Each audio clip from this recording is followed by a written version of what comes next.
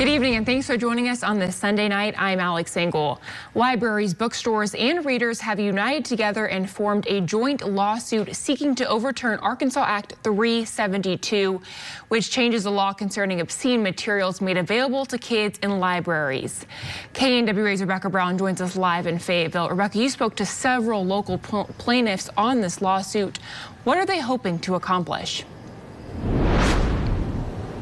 Well, Alex, a few of those plaintiffs say they hope to end this slippery slope of book bans. As they say, Act 372 is unconstitutional, and they're afraid this will lead to other bans down the road.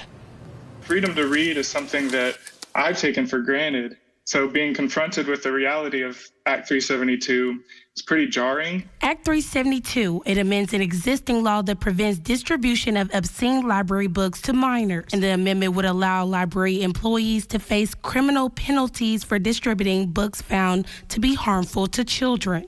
This vague, broad, sweeping law really kind of lumps everybody 18 and under into one classification.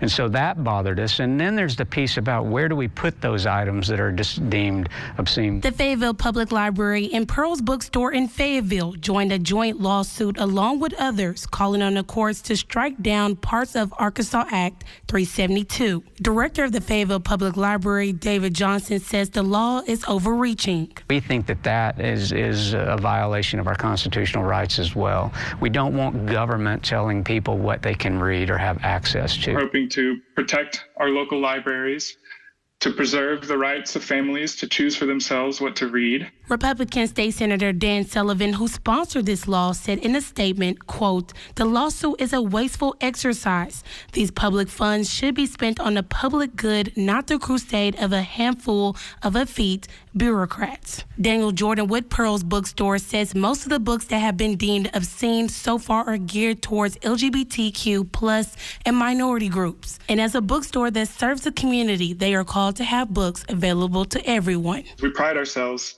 in our selection and having books that represent our diverse community.